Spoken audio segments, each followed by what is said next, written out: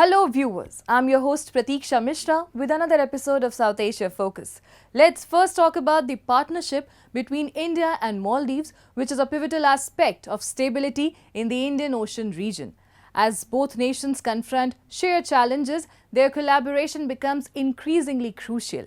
With India's commitment to providing financial assistance and developmental support, the Maldives is better positioned to tackle these challenges. The recent agreements made between New Delhi and Male during the Moldavian president's visit to India highlight a shared commitment to growth and resilience through enhanced maritime cooperation and infrastructure development. A report.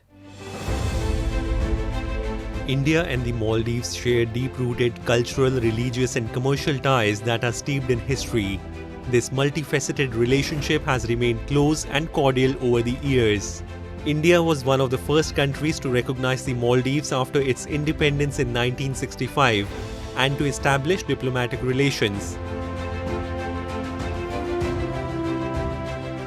In a significant recent development, Maldivian President Mohammad Muizzu made his first state visit to New Delhi.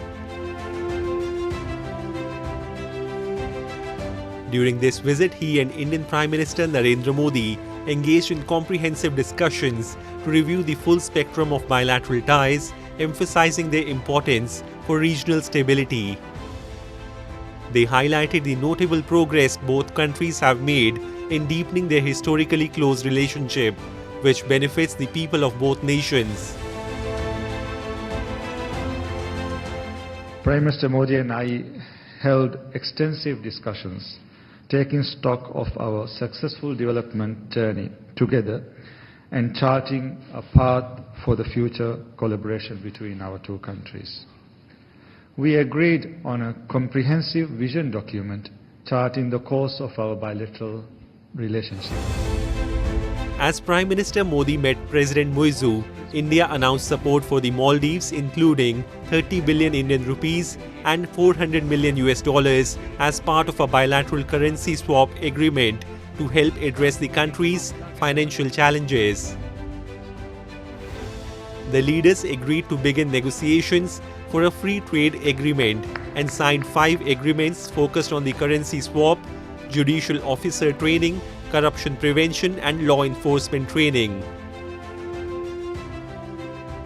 The two sides also introduced the RuPay card in the Maldives, and India transferred 700 social housing units while inaugurating a new runway at Hani Madhu International Airport in the island nation.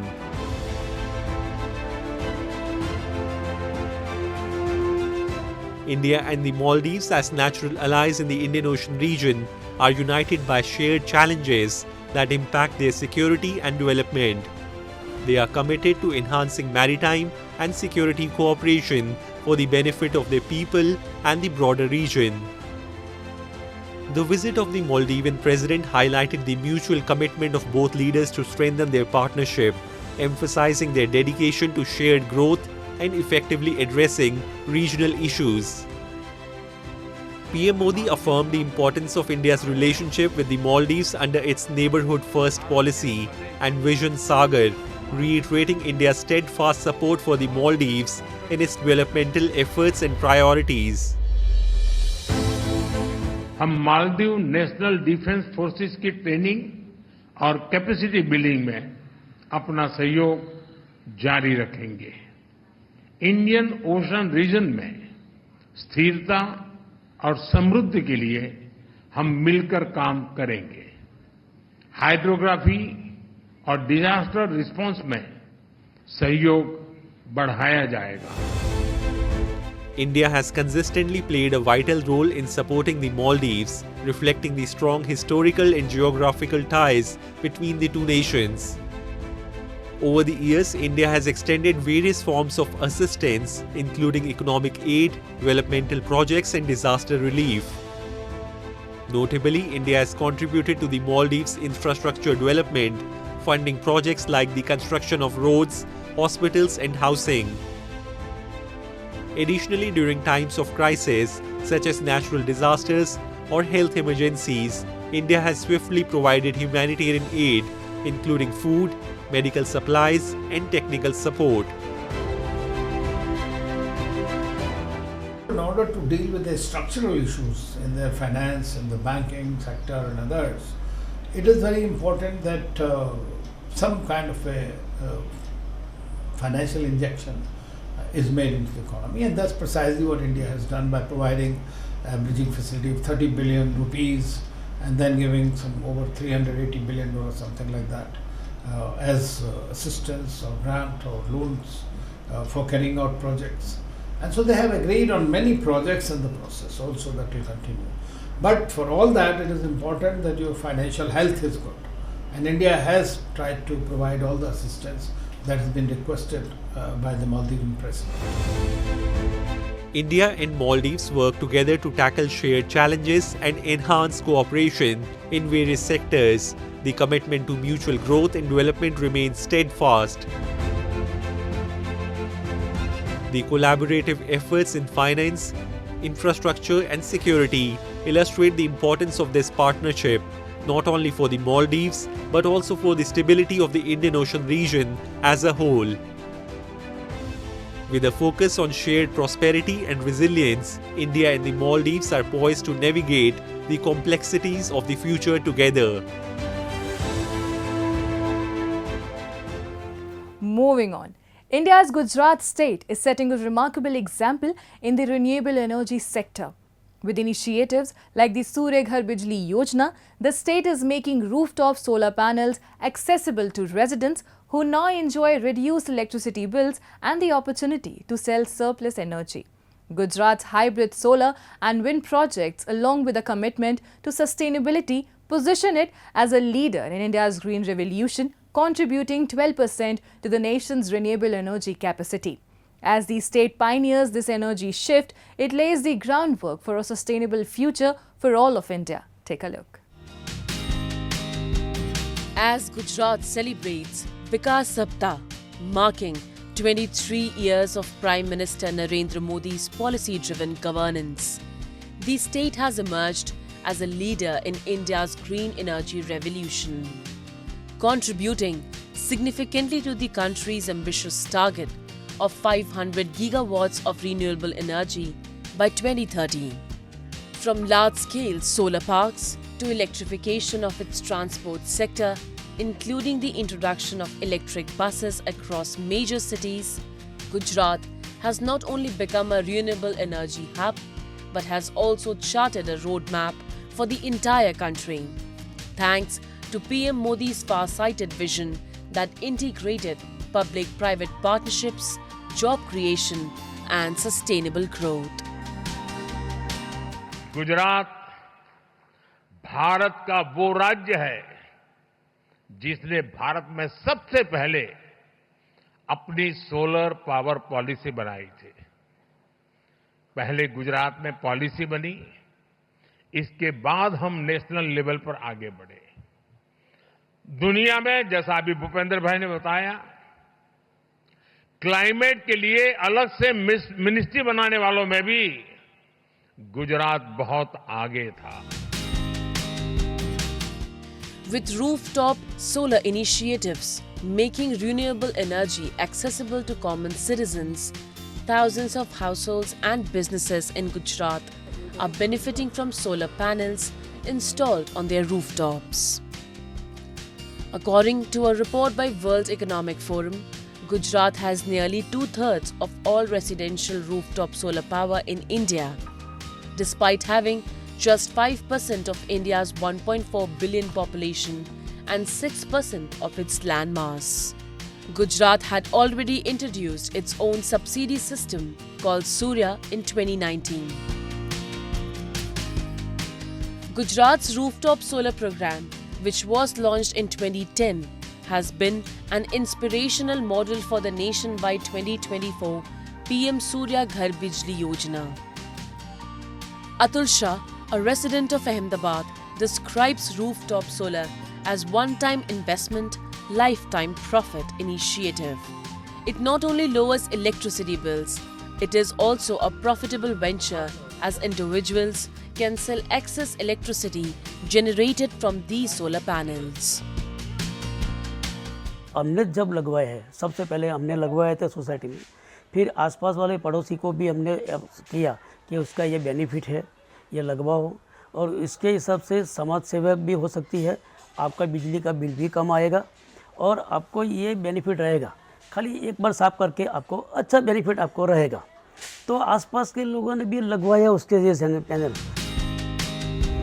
Gujarat has also pioneered hybrid renewable projects combining solar and wind power for maximum efficiency.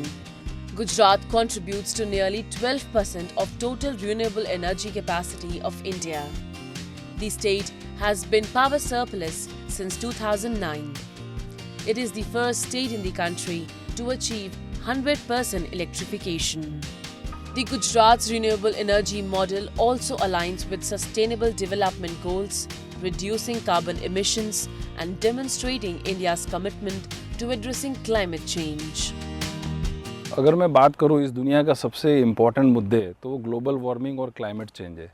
और जो नेता हमको मिले हैं prime minister Narendra Modi ji, उनका vision जो है वो बहुत क्लियर है। 2070 में वो इंडिया को कार्बन न्यूट्रल करना चाहते हैं और इस पूरे उनके मिशन के अंदर रिन्यूएबल एनर्जी जो है वो बहुत एक इम्पोर्टेंट पार्ट ले रहा है।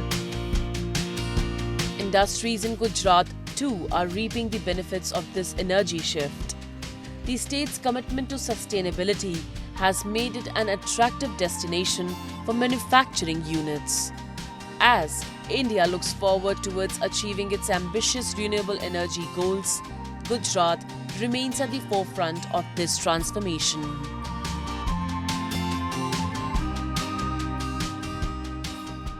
Time now for Asia This Week, the stories from across the continent. Japan's Prime Minister Shigeru Ishiba dissolved the lower house of parliament on October 9th, ahead of the general election slated on October 27, the first national vote for the country's new leader.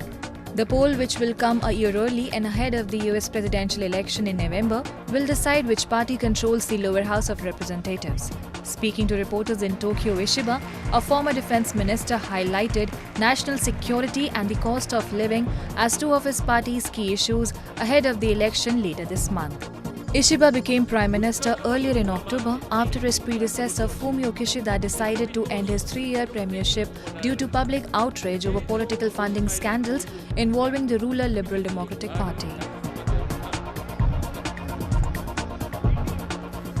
Russian and Chinese Navy warships practiced anti-submarine missions in the northwestern Pacific Ocean as part of a joint patrol in the Asia-Pacific region, Russian Defense Ministry reported, releasing footage of the drills. The ministry reported that Russian and Chinese Navy ships have begun joint patrols after participating in the Interaction 2024 naval exercises in September. A number of training sessions and combat training exercises were planned during the patrol missions, the ministry reported, including organizing anti-submarine defense and rescue at sea.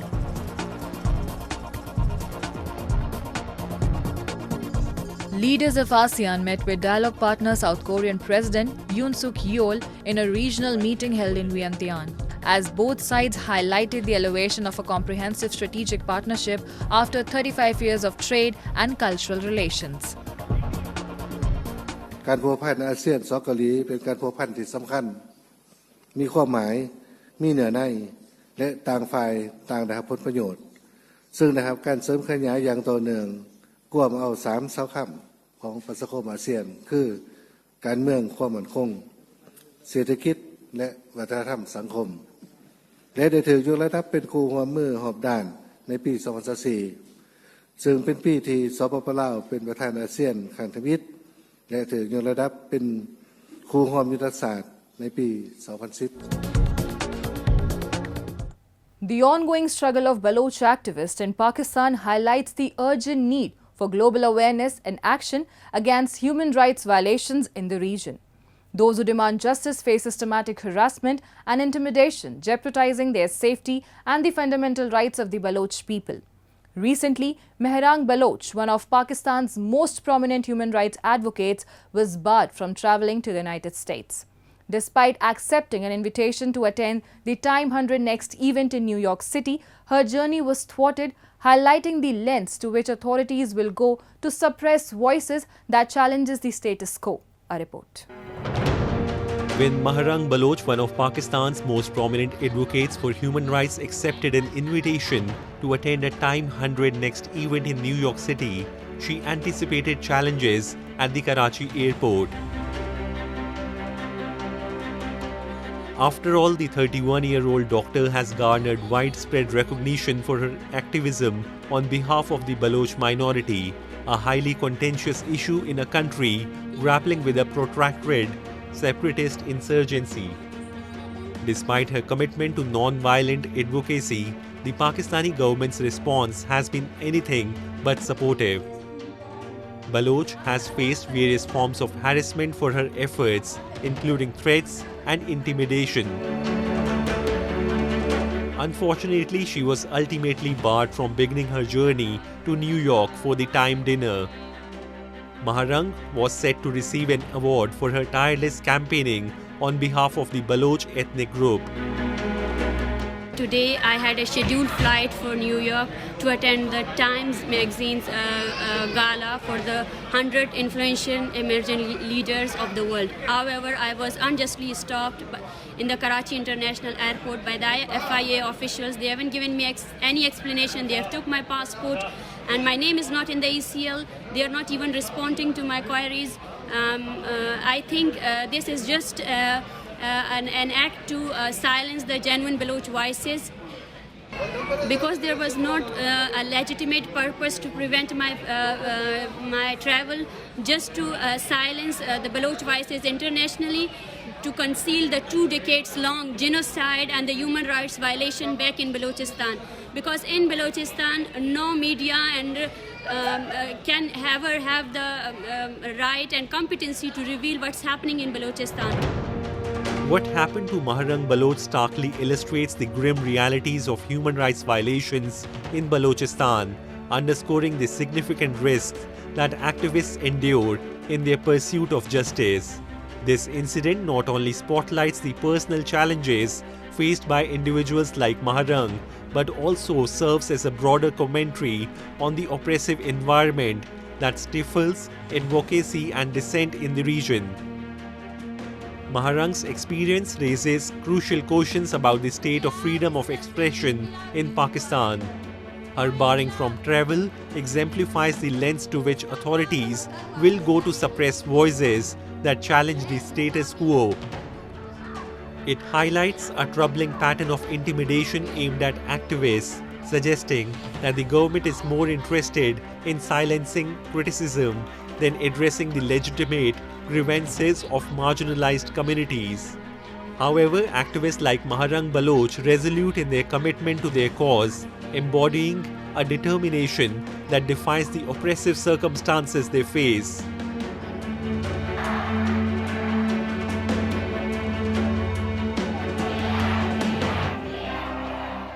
मैं इस press conference के जरिए रियासत और इसके तमाम अदारों को वाज़ेह पैगाम देना चाहती हूँ। इस तरह के हथकंडों से हम न तो खामोश होंगे और न ही बलूचिस्तान में इंसानी हकूक़ की पामालियों पर आवाज उठाना बंद करेंगे, बल्कि इस तरह के इक़दाम से हमारा हौसला और ज्यादा बुलंद होगा और हम मजीद मुनज़्ज़म होकर बलूचिस्तान में इंसानी हकूक़ की पामालियों और बलोच नस्लकुशी के खिलाफ आवाज उठाते रहेंगे।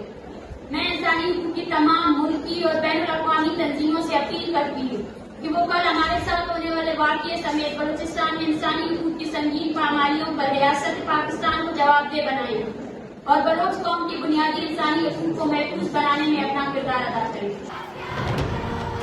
The ongoing struggle of Baloch activists highlight the urgent need for global awareness and action regarding human rights violations in the region.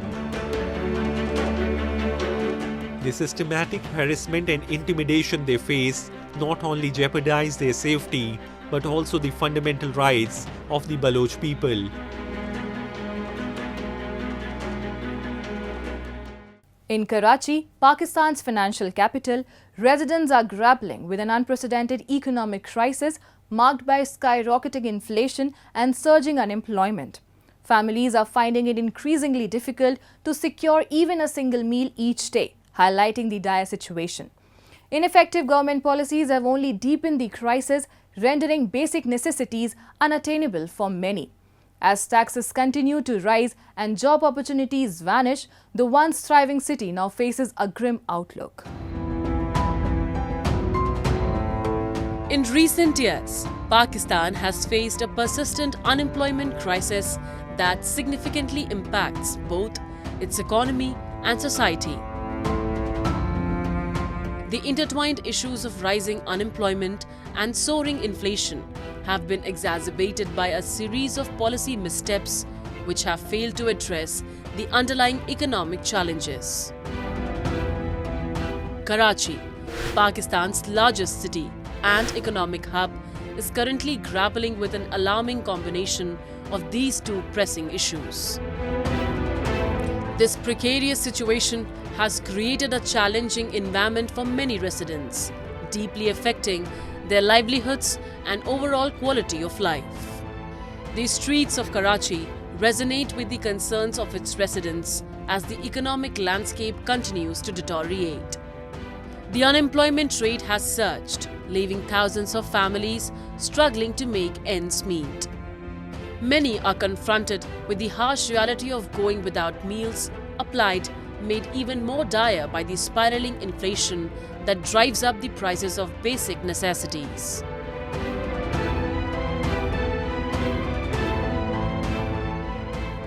बेरोजगारी पाकिस्तान में बहुत है, जिसकी वजह से गरीब आवाम तंग है। 3 टाइम का तो दूर की बात है, 1 टाइम का खाना भी नहीं मिल रहा आवाम को। उसकी वजह से जो लोग हैं ना, डकैतियां और चोरियां करने पे मजबूर हो रहे हैं। In the heart of Karachi, a city once vibrant with opportunity, the shadows of desperation are beginning to loom larger.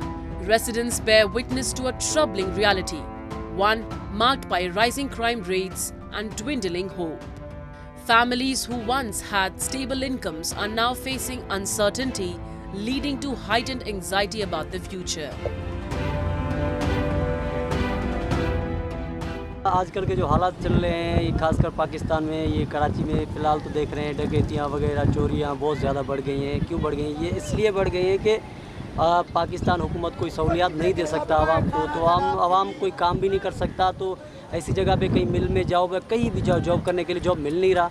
तो भाई इसी वजह से बंदे ना लोग कर रहे हैं ये डकैतियाँ या चोरियाँ, या किसी को मार भी दिया, उन लोगों को कोई फ़र्क नहीं पड़ता। हाँ कि उन लोगों को पता ये है कि भाई हालात बहुत ख़राब चल रहे हैं, तो इसी हिसाब से महंगाई तो उन लोगों ने किया हुआ है, तो कुछ आवाम को रिलीफ भी तो मिलना चाहिए ना भाई। Amid high inflation, the burden of taxation has become unbearable for many, forcing them to navigate the complexities of everyday life. Basic necessities have turned into luxury items, and essential services seem increasingly out of reach. हुकूमत तो कुछ कर नहीं रहा आवाम के बारे में, तो मेरा कहना तो यही है कि भाई जब तक ये हालात हैं पाकिस्तान के, जो महंगाई है, तो इसी हिसाब से नहीं चल सकता। ये और दिन ब दिन बढ़ती जाएगी और ज़्यादा ही बढ़ता जाएगा, क्योंकि नहीं है ना कोई सहूलत यहाँ पे। तो कराची की कंडीशन जिस तरह के, हर चीज़ पे टैक्स लगा दिया गया है, बिजली पे, गैस तो अभी तो हालांकि नहीं, अभी तो घरों पे भी नहीं आ रहा। बाहर तो गैस मिलना भी बंद हो गया है, क्योंकि कहीं सिलेंडर वगैरह धमाका कुछ भी हो जाता है तो बंदा बहुत परेशान होता है। इसलिए ये जो हालात हैं पाकिस्तान के, पाकिस्तान में बहुत बेरोजगारी बढ़ गई है। In Pakistani cities like Karachi, the struggle continues, and with each passing day, the dream of a better future grows fainter, leaving the people to confront the harsh realities of their lives, one of unmet needs and fading aspirations. As the economy struggles, the gap between hope and reality grows wider, creating a divide that feels harder and harder to cross.